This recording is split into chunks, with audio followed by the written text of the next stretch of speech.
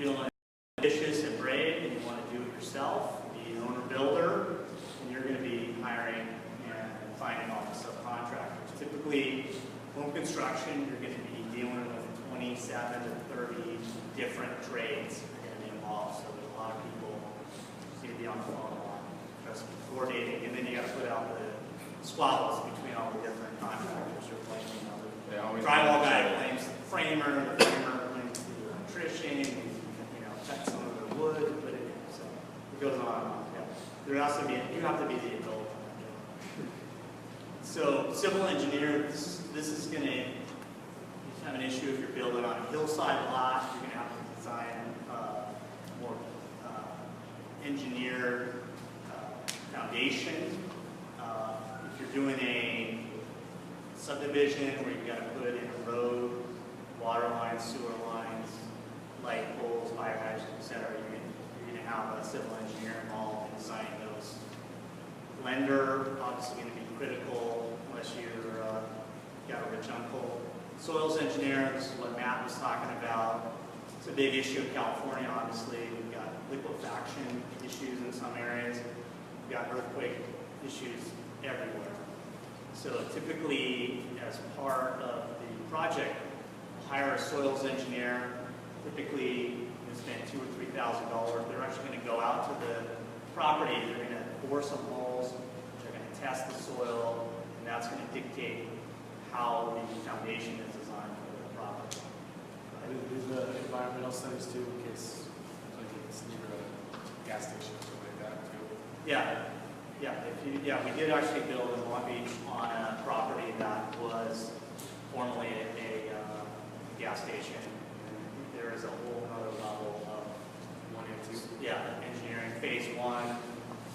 That's if you suspect. Phase 1 is where they go out and analyze the history of the property, determine if there's any likelihood that there's any contamination on it in the past. If there is, then you do phase 2, which is a whole another round of testing. At that point, you may want to like, hey, I'm not so interested in it. How much does something like that cost? When I used to audit when I was with my old CPA firm, I used to audit a company that would be an environmental remediation company. They were killing it, but doing that kind of work. But like, have you ever dealt with that, having to remediate land and like that in the past? There's like a building in Tennessee that I've been interested in forever, but it's been vacant for like 10 years because there was a gas station next door and there's major environmental issues. I don't know if they have to tear down the whole building or what they would need to do. It's interesting. There was a place near me, or my old house, that was an old cleaning place. They tore that place down. They dug like 12 feet into that house. So crazy, clean that out. It can be very Like hundreds of time thousands. consuming, where the testing go over years. It takes a long time for the soil to get to the point where. And that's just the testing, let alone the remediation portion, right? Right. Interesting. Well, that's part of the remediation. The testing can be done, but then there's a remediation plan which can take decades. So they test it, remediate, and keep going back. Okay. Yeah. So it can be so we bought this property at the very end of the remediation. It was about ready to get signed off, and so that was part of the deal. It's contingent upon the complete sign off and all that. But I've done a lot of building in Signal Hill, and you have a lot of oil left over and sometimes in the soil, so that has to be scraped out and removed. So but that's a much smaller scale. Have you ever had any problem where on the hillside there were a lot of old trees and you're not supposed to touch them?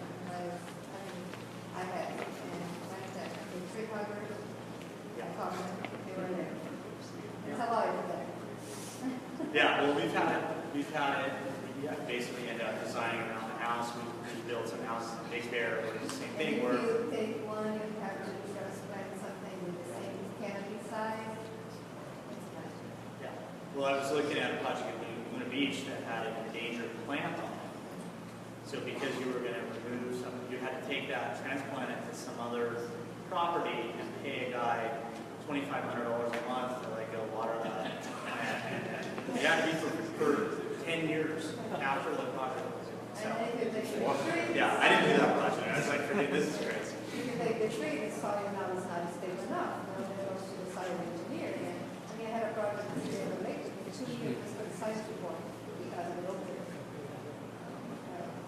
Big Bear, you got pine trees.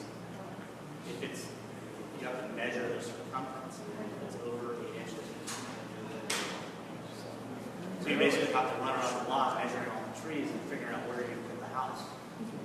And another thing is, if you're ever going to work with bamboos, you really careful with that thing. Before you plant the bamboo. Grows fast. Yes, and it grows like this.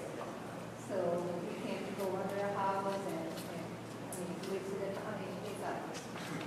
So make sure the person knows what they do. If you're a painter, Yeah. Oh, yeah. say behind a retaining walls or other renovation, for a certain type of soil you recommend that's good for growing stuff like that. You know, the native soil, I mean, I really got some orange has a medium expansive soil, so if it gets wet, it can expand to cause some tracks. yeah. Kind of jacket roads and stuff like that. Yeah, so typically that might actually be removed. Right?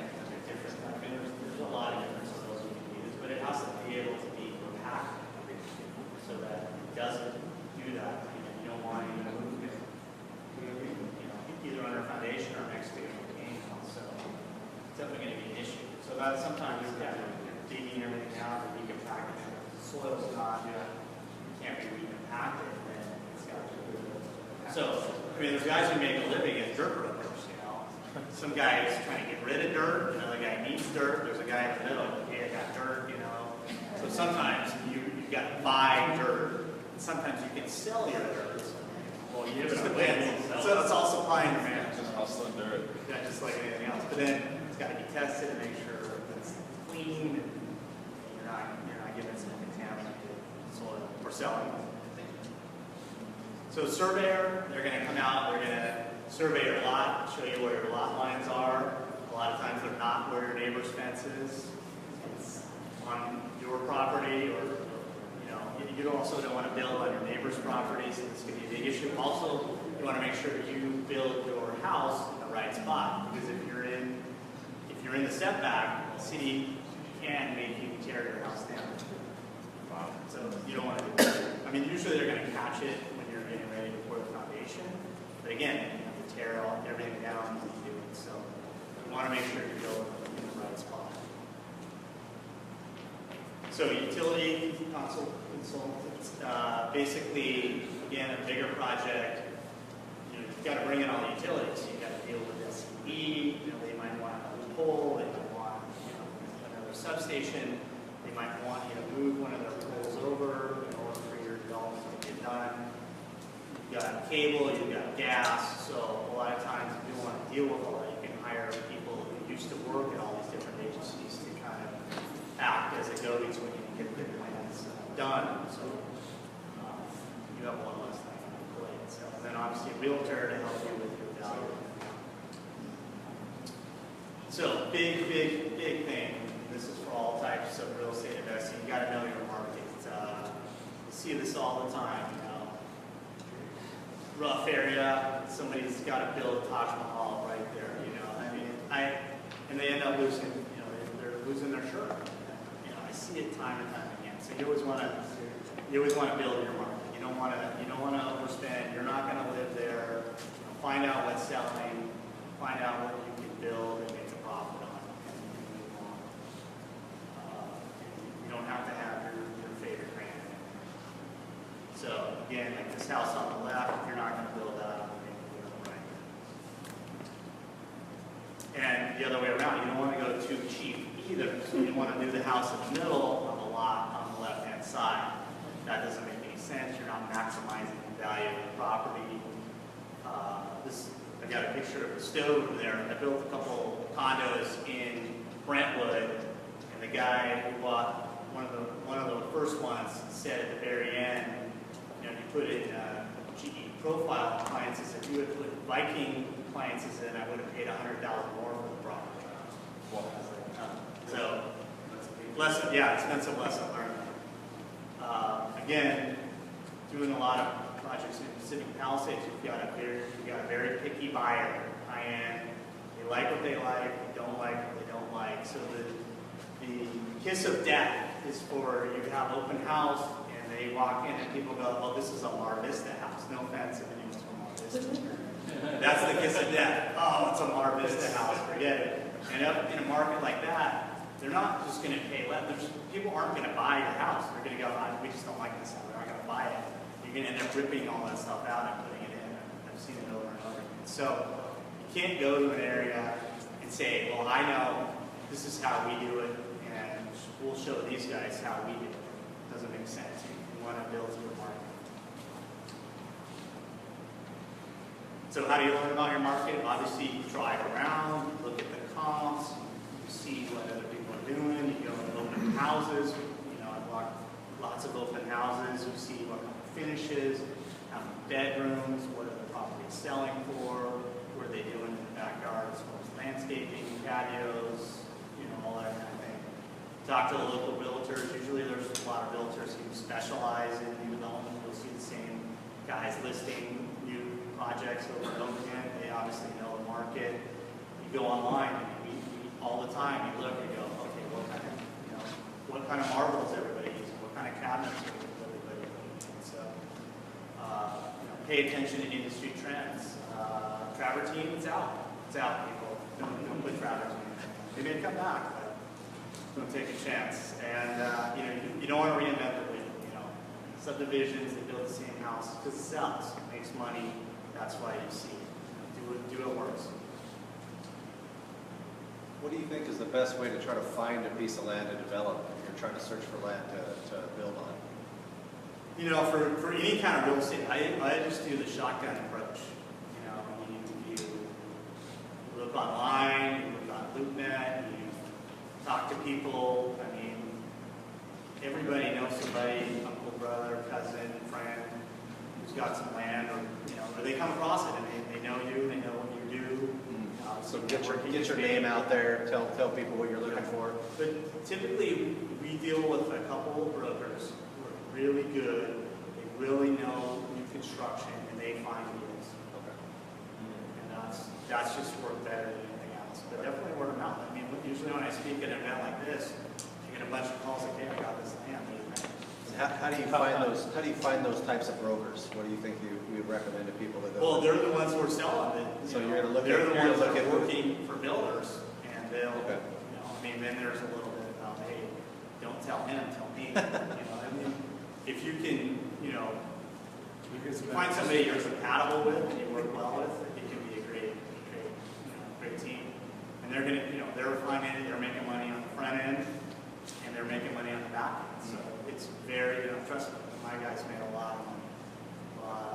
He's not happy with it. So we were talking the budget. So you're going to get bids on the plans, and those should be apples to apples. But the more detail they put on there, the better you're going to be able to tell if you're getting what's on the plan and they're bidding the same as the next guy. But then when you get into the finishes, you can call out all the finishes. You can do your scope of work where you say, Kohler, model 101B chrome for the bathrooms. I mean, you can get into that detail. And then, if you do, then you're going to get a much more representative bid of what you want. But you can also just get an allowance for these different fixtures. So all the different contractors bid with that allowance for the electrical fixtures, for the plumbing fixtures, and so forth. So again, that way your bid is apple to apples. Hopefully your allowance covers what you want, and that's why you want to do your homework. So you've looked at the competition, you've seen what level of finishes they're doing. You can go online and ton of shopping online, just to see what the prices are for those fixtures, so we can have them down in the budget. And look, the contractor's going to submit a budget. There's going to be some back and forth. His number may be too high for where you can make money on the project, where can we cut, where can we add. That's a lot of it. Just like flipping houses, you want to look like you got a lot of value, but you haven't spent that amount of money. So it's all about doing it right, but also making. You had mentioned about the miles, so you were buying all the finishes, right? So. Yeah, well, I was, I'm a general contractor, so some of the projects I was acting as the contractor, right? And so I was buying everything. But a lot of times too, you know, some of the things, your tile, your cabinets, you can pay that, you're gonna buy that directly, because those have to be ordered ahead of time. So, you can either pay the contractor, or you can pay the When you're dealing with, you know, perfect person to ask since you're a contractor and partner with people, what are the things to watch out for when you are partnering with your contractor or something like that on a deal? Hold that. Okay. It's coming. So scope of work, okay, so that's detailing out, you know, what actually is going to go in the house. You know, on an average house, Home Depot, Lowe's, buy a lot of fixtures at Lamps Plus. There's plumbing suppliers. We have all the different brands of plumbing fixtures. You can kind of see what you like, get the pricing on it. Shopping online is head. Partnering with a contractor, obviously, partner with a contractor, you make them do all this work. One less thing for you. So here we go. See, look at you. Construction management. Never do I go to the party where I tell people I'm in construction and I get out of it without people telling me their horror stories. So it can be, you know, it can work out well, or it can be an absolute nightmare. So choose wisely. So general contractor versus owner builder. If you're building a house for yourself, you can actually pull the permit and be the contractor of record on the job. So comparing them, you have the time, you have the personality, you want to deal with 30 different subs, some may try to rip you off or get away with stuff that if you have more experience, you couldn't get away with. You know, it's not going to be easy. I once saw a TV show where this couple talked about they've been married 25 years and they remodeled their kitchen 3 times, and they were more proud that the marriage had lasted through the 3 kitchen remodels. It can be stressful for sure. Contractors, obviously, they already know, you know, sometimes they know the inspectors, they have the know-how, they have the contacts, they know all the subcontractors, they get better deals from the suppliers, they have the insurance in place, workers' comp, bonds, warranty, so forth. So, owner-builder, if you pull a permit, you're not supposed to sell the house within a 12-month period. So, people do it all the time and get away with it. So. That SB 800 or SB 80 where you have to 800, yeah. where you guarantee it for 10 years, is that against the contractor or against you as the developer, typically, if there's any recourse? Developer. It's the developer, so Yeah. it doesn't matter. So do you have any recourse against the contractor at that point, even though it's 10 years? Yeah. Well, that, you know, that's where you have the contract with the contractor, you dictate what contractor has with the subcontractors with all the language, correct language in it. And then you make sure everybody's got insurance, and you as a developer can actually get the right insurance. I'll talk about that in a little bit. So again, how much are you saving? In the long run, you know, oftentimes you're not going to save much at all. So, how are we doing? So this is a risk. Flipping houses, even bigger risk on development. Obviously, things can happen. There's a lot of people working. There's a lot of power tools. You got a lot going on. People building up on second stories, roofs. Very, very dangerous. You know, I've definitely seen my share of accidents on the job site. It's only a matter of time before something happens. So, you know, that could wipe out your whole project. Could wipe you out financially if someone died on the job that was not covered under workers' comp. Lack of skilled workmanship. The first new house I built, I used all the guys I was using for flipping houses. Disaster. They didn't know the code. It didn't work out. So you've got a whole other list of subcontractors you got to deal with. And they're not licensed, then you've got even bigger issues because they don't know the code and potentially could have stuff ripped out and redone. The inspector doesn't like it. So again, they're not going to have liability insurance. If you have that same issue, there's a liability down the road, it's going to go back to you because they're not going to have any insurance for it. And in California, unlicensed worker, they're supposed to be on payroll. So paying them cash, 1099, franchise tax board is worse than the IRS finds out. You're going to have a whole other issue with that. So finding good contractors, you know, good luck. Definitely, obviously, referrals are a great way to go. Somebody who's worked for a friend, co-worker, so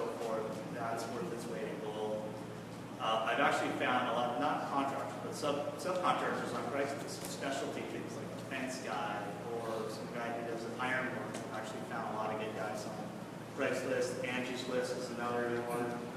Building Industry Association has lists of their members, and Blue Book is like a yellow pages for contractors. So it's a free resource. So all those are great ways to find them. Definitely referrals is that's what you have.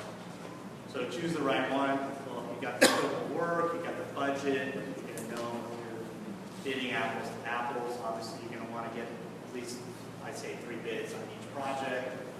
Lowest bid is not always the best. That probably goes without saying.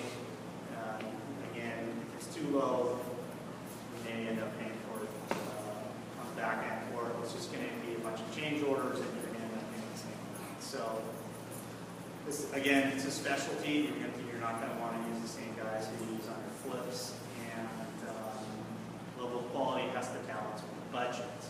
Again, don't build the wrong house in the wrong neighborhood.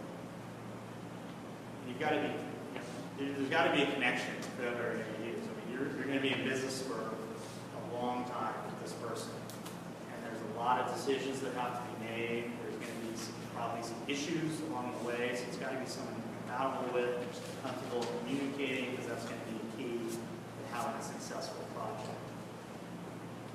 So, how long have they been in business? You have a staff. You have someone to do the paperwork. Contractors are famous for being very bad at paperwork, and that can be a problem later on, especially if you have any change orders. So, do they have referrals from other clients? Can you go look at some of their work and see what they've actually done? And to me, that's critical. You can check online. Do they actually have a license? Is their license active? There's the website to do that. You'd be surprised how many guys are out there running around who are not licensed or they're working for somebody else's license. Well, there's definitely an easy way to find out. You get their insurance, get their workers' comp, make sure they're covered so that you're covered. Definitely sign a contract. I mean, that just goes without saying. So what's going to be in the contract? Price. A couple different ways. You can have a total price. Here's my plans. Here's the scope of work. This is what I want. Contract comes back. I'll do the whole thing for $250,000. The other way is a cost plus a fee. So it's whatever all materials and labor costs. They're going to add on typically 15 to 8%, 18% on top of it. And that's typically what we do as a cost plus a fee. We're kind of, have been doing it for a while, so we're comfortable with the costs. And it makes sense for us. Usually less surprises. You're going to add your scope of work to the contract. Change orders is inevitable. Every job there's going to be changes. You're going to want to see changes made to the finishes. Maybe market's going up. You want to do a little nicer house, make a little extra money. Or there's going to be some issue with the plans. Change orders, you've got to get them right. If you start saying, oh yeah, do that. At the end of the job, your budget's 10% higher. Or there's going to be a dispute. I said this. You heard this. It can be a nightmare. Start, end date. Last thing you want to do is hire a guy, and then you call him up, like, hey, when you start, oh, I got 3 other jobs, I'll get to you next month. Right there, you want that in the contract. When are you starting? When you don't start, gives you an excuse to fire. There's certain milestones, that's the expectation. Framing is going to be done by this period of time. House will be done, we'll have a certificate of occupancy, so forth. Insurance, that's spelled out. Typically, $1 million general liability coverage in California is adequate. Subcontractor, are they going to require insurance from their subcontractor? Are they going to have a contract with their subcontractors? All that's you want spelled out. So it's the kind of thing you want to hire an attorney, spend $1,500, get the contract done, get it right, and then you've got a contract you can use over and over again. So the draw schedule is basically when they're getting paid. The biggest mistake a lot of people make is paying too much money too soon to the contractor, especially toward the end of the job. You want to hold some money back so you can get them on the phone and get them back to the job finished. Because if not, that money is being used on their next job. So the draw schedule is going to save $1 when you're getting paid, how much you're getting paid. Do you think, I've seen a lot of contractors they get 20% upfront so they can go buy a bunch of materials and all that stuff. Do you recommend not doing that and making them pay for it first and then showing the work done before that happens, or how does that typically work? Well, things like the cabinets, the tile, flooring, that has to be paid up front. Okay. So two things you can do, I mean, you can pay for it directly, or you can do a joint check to the contractor and the supplier. So on some of those items, that's okay. But generally speaking, no. For most materials, you're not going to be paying in advance, especially at the beginning of the job. So insurance, lien releases, these are all kind of the minutia that goes into a contract. Big thing, incentives and penalties. So I want you to build this house. You get it done in 7 months. We'll give you an extra $10,000, $15,000, it depends. If it's a high-end home, you might be paying $20,000 in interest to the bank. If the guy gets it done a month early, you'd be happy to pay him $10,000 to do it. More likely, you're going to have the stick. So if it's not done in this period of time, you're paying X amount per day that it's not done, which can be effective. Contractors don't like it. They don't like it, but it happens. It happens a lot. And what is the warranty? So how long are they going to cover their work? And that's going to be true not only the general, but the roofing contractor, the stucco guy. How long is their work warranty for? What's that? Yeah, all the materials and so forth. So, and then outplus. What has to happen so that you can fire without ending up in a big litigation. So managing the job. You got to get out there. You got to go see the job. Make sure it's getting done. A lot of times, now our technology, you can have pictures taken, but I still say go to the job minimum one time, maybe probably twice a week. If you don't understand what's going on, ask questions, communicate. The worst thing you can do is the contractor goes, okay, I need to put shower valves in. What kind of shower fixtures you want to use? That's not the point where you want to spend 2 weeks going, I don't know, I like the color, but the moment's kind of nice too. You're going to slow the job down, you're going to drive the contractor absolutely crazy. So do some of your homework ahead of time so that you know. And there should be a schedule so you know. And if you're communicating, the contractor's like, hey, I need to know the plumbing fixtures next Tuesday. So, On your visit your site regularly, like you're doing the out-of-state one, how often do you go out for out-of-state? Yeah, that project, I may spend a lot of time. I may go out there for Do you tell the company to show up? What's that? You just show up, and you tell them. I've got some friends out there too, so I'm going to have them kind of pay them to go by the job site as well. Some kind of combination of that. Yeah. Have you tried FaceTime for that? What's that? Have you tried FaceTime for that? So you have a FaceTime call with them at the site? to No. verify what- It's a great idea. Walk around. You got to have a contractor savvy to figure out FaceTime. He's going to hide part of it and be like, Yeah. The lighting's like going to be perfect. No, it's actually a great idea. I haven't done I've got to take video, but I haven't actually FaceTime, so that's not a bad idea. So again, I just mentioned paying some of the materials need to be paid for in advance, and that's okay. Stick to your budget as much as possible. You can get nickel and dime to death before you know it, you're way over budget. So be very, very careful. Surprises are inevitable, so you're going to have some contingency in there. And if you need to, you got to be willing to fire a contractor even if it's a little messy. So liability insurance, you as the owner or developer, you've got to be named as the additional insured on the insurance policy. That way you're covered. So it's a typical $1 million coverage per occurrence. They have $2 million total coverage for all their jobs. These are the ratings, one being best rated A+, A++. The insurance companies are all going to want to make sure you've got a contract with the contractor, they've got contracts with the subs, all done the right language in there. Again, that's why I suggest having an attorney help you at least the first time. Completed operations, this is, sometimes some insurance policies will only cover the contractor while he's working on the place, not once the house is done. So that would be a huge mistake on the construction project. So it's got to be completed operations, waiver of subrogation. What's waiver of subrogation? Oh, do we really? It basically has to do with who are you suing first, the general contractor versus subcontractors? Okay.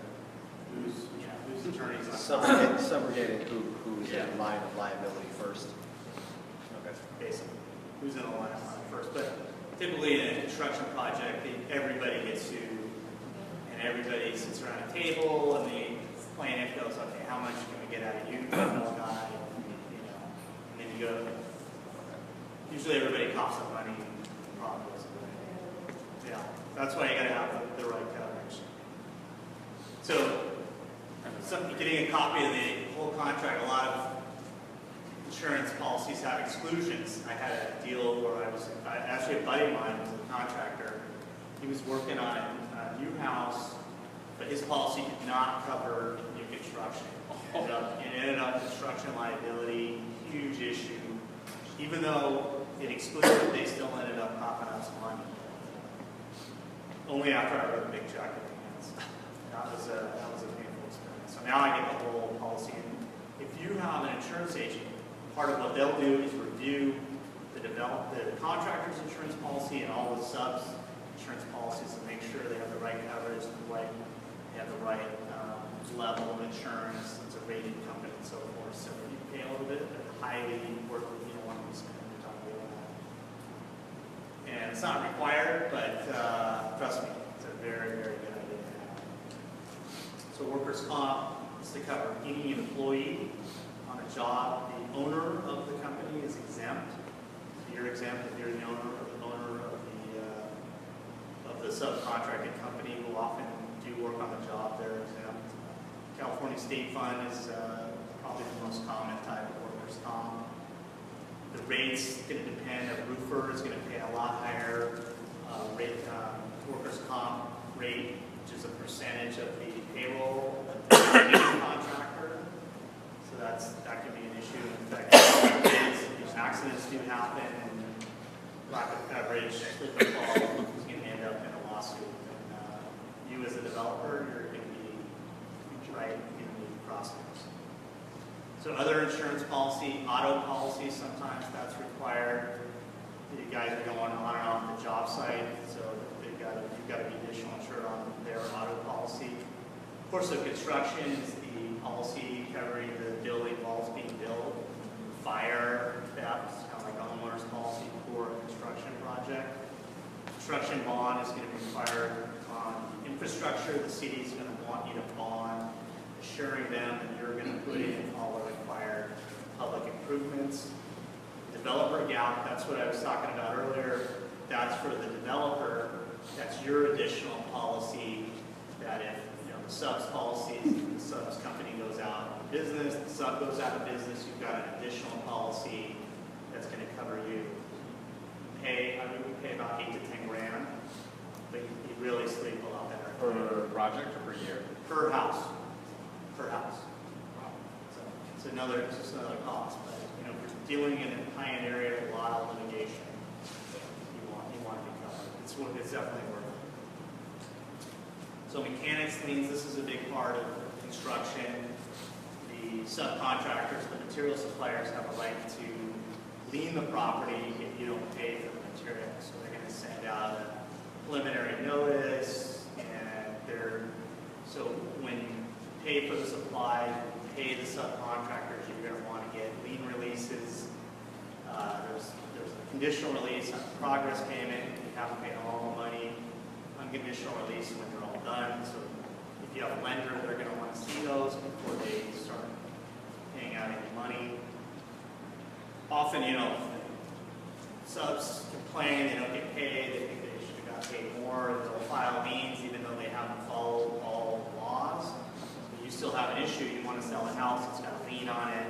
You've try to negotiate your way out of it. So it's definitely something you want to be on top of and not, trying to negotiate out so they don't file on the property, because once it's there, it's hard to get rid of. The remedy actually for a subcontractor or supplier doesn't get paid is actually to foreclose on your property. They have that right to do that, so it's something you don't want to just blow off. It's not likely unless it's a big dollar amount, but it does happen. And another way to avoid it, obviously, you pay directly to the sub, or you can do a joint check to the contractor and the supplier. You get a complete list of every sub they use beforehand? No, No. but as the project is going on, you're going to get, before, you always make it before anybody gets paid. I want their liability policy, naming me as additional insured, their workers' comp, naming me on all their policies.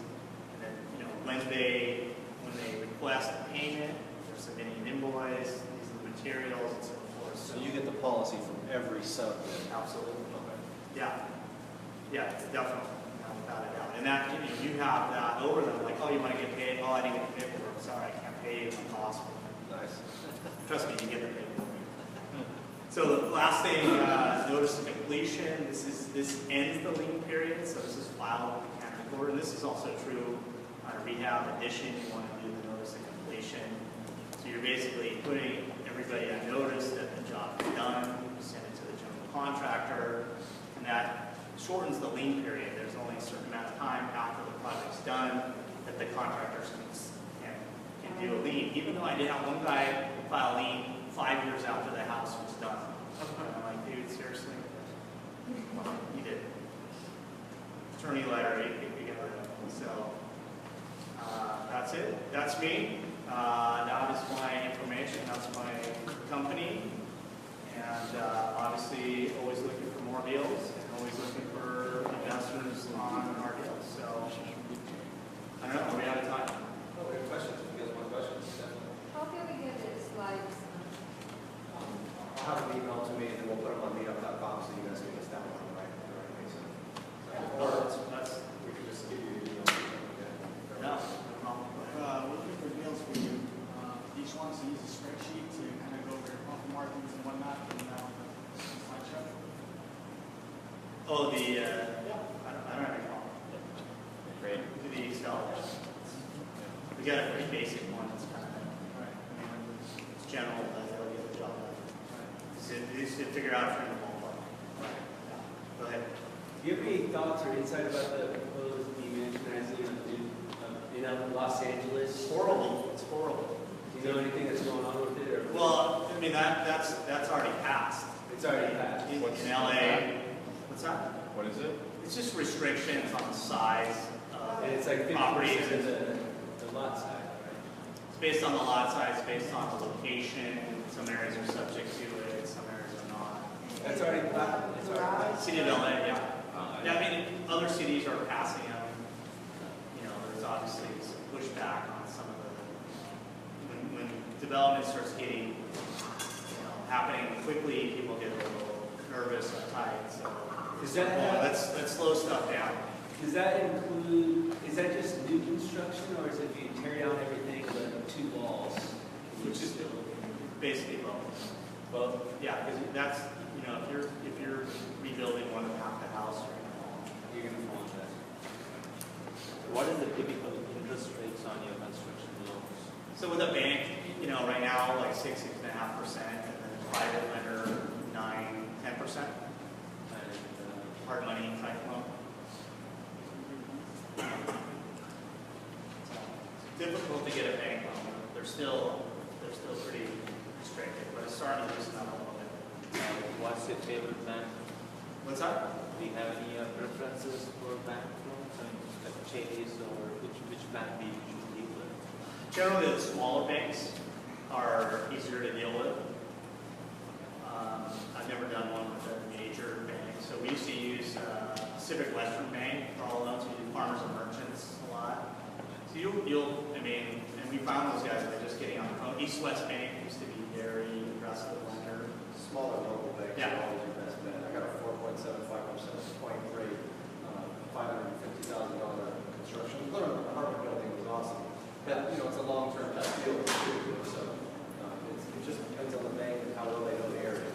lot of the smaller banks that were loaning in 2008 got taken over by the FDIC, so they're no longer in business. Yeah. Do you focus mostly on like the high-end properties, or do you do anything in the midterm? No, that's actually a good question. So I worked in the city of Long Beach in affordable housing. So we've actually done a lot of first-time, home buyer type project, entry-level starter homes, and then the high-end homes. So I had a period where I was literally looking at projects in Inglewood, driving by our development in Inglewood, and then heading off to the Pacific Palisades. So there's definitely both ends of the spectrum. So much, which I like. I like both. Are you still building both high-end and mid-tier during this market, like right now? In California, Yep. just doing one project high-end, and the houses in North Carolina are all entry-level. So they'll be like 1,800 square feet, and we'll sell them $295. At the beginning, you alluded to the future of doing the 3D printing. Can you kind of give a quick overview on that and what that is? Yeah, I mean, it's basically supposedly the future of construction. And if you go on YouTube and look, there's a couple of Chinese companies that have built houses using a giant 3D printer, some kind of composite material where it's just going back and forth, building the walls up. Layer after layer after layer. It's pretty interesting, actually. I mean, it seems like it's inevitable. I mean, that houses are going to be built either in a factory. I mean, there already obviously are modular homes, but that's just going to become. Is that basically just from a structural? They're doing the whole frame and everything in the house. It looked like the video. You're building the wall out of a composite material that's basically, comes out of like an inkjet type thing. It's going back and forth and around, building the walls, interior walls. It's pretty cool. I mean, the houses are ugly, but the technology it's just starting, and I honestly think that the future is going to be there. Like Matt said, it may totally disrupt the construction industry.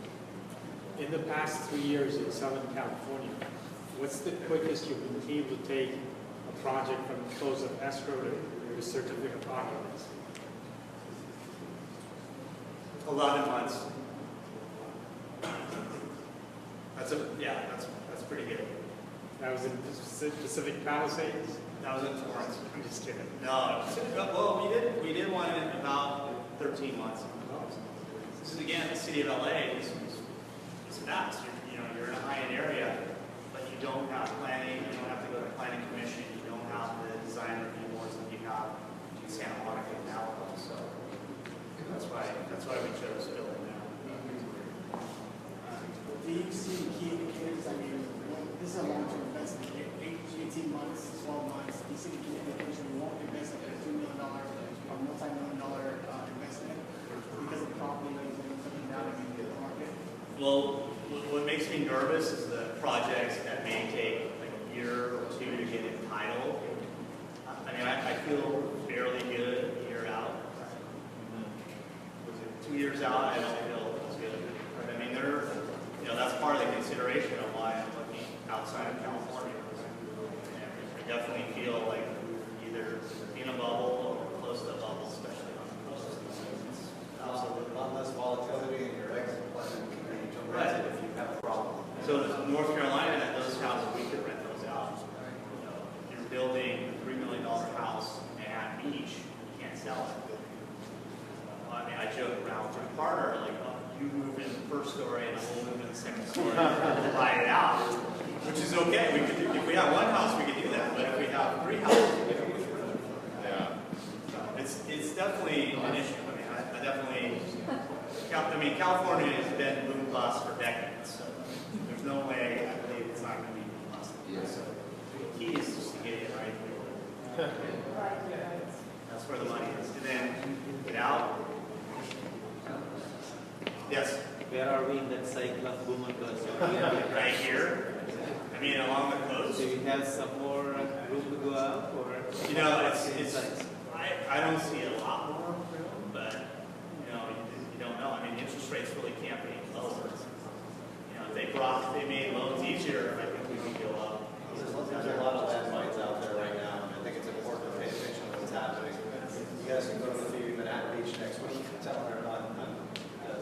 Tuesday of next month. You guys will learn a lot about the economy. Yeah, on that same topic, I mean, we are not building in the Palisades now because a lot that we bought 2 or 3 years ago for 1.2 million tear down is now $2 million. And that house, maybe we could have sold it for 3.1, is 3.5, so it's gone up 400,000, but the lot cost has gone up 800,000.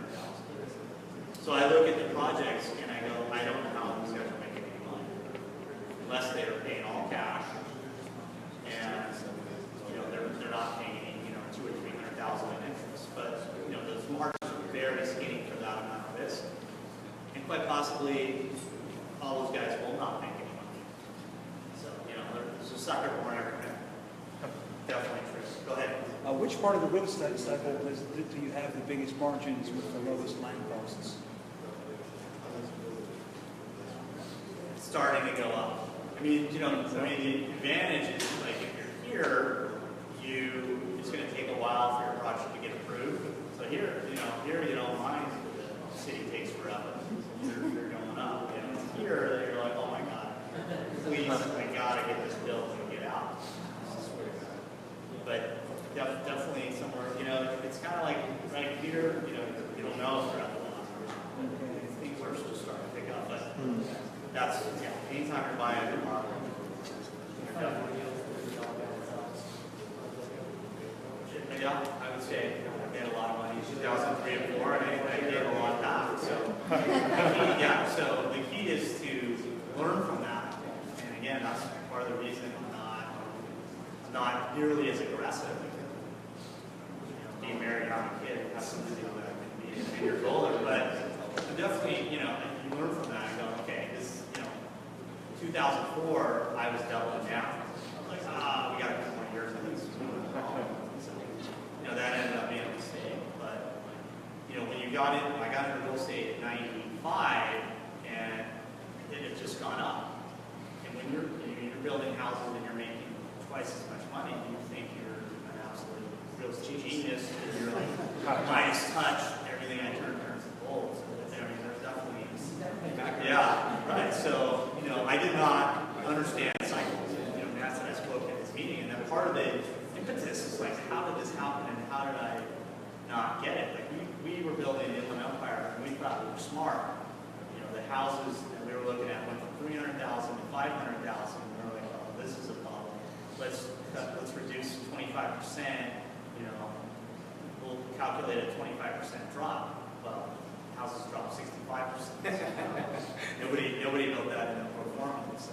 That has to be really, really forgiving on the way up, and you can make a lot of mistakes and still make money. And on that peak and on the way down, you can really get hurt. So that's pretty interesting. Well, thanks, Mike. I appreciate it. Thanks for Feel free to network, guys, and we'll see you next month or at the Manhattan Beach meeting. Appreciate it.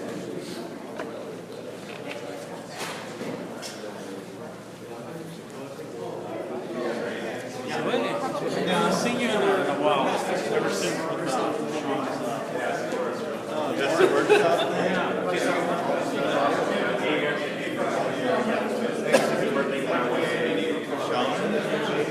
He's got arrested. He's in jail right now.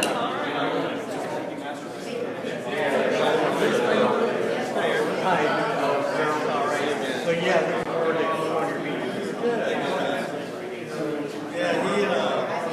He shut it down.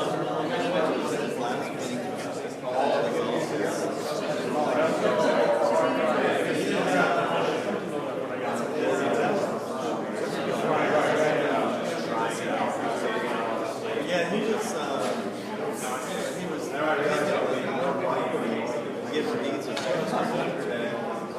so he's got a first need, he's got a first need, he's got a first need. So he was taking all the money in. He was used by basically get money from this guy and pay you, and get money from him and pay you. Stringing the leaders On that, with that. Yeah, he saw it.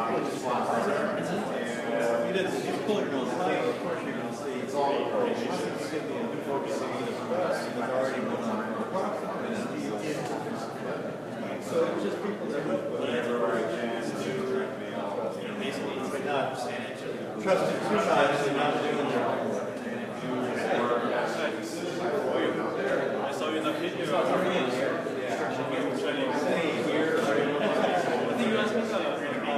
You look great. My wife's here. Yeah, you get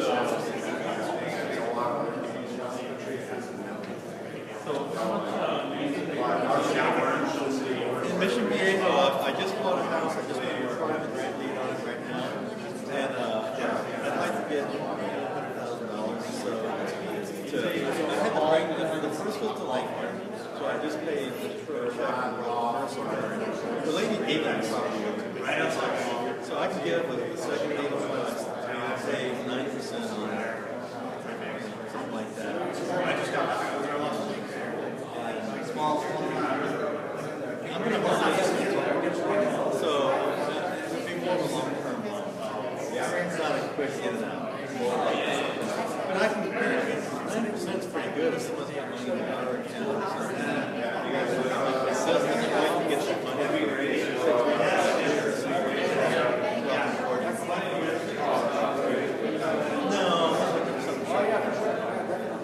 Which extra term, 3 or 5 sounds long, right? well,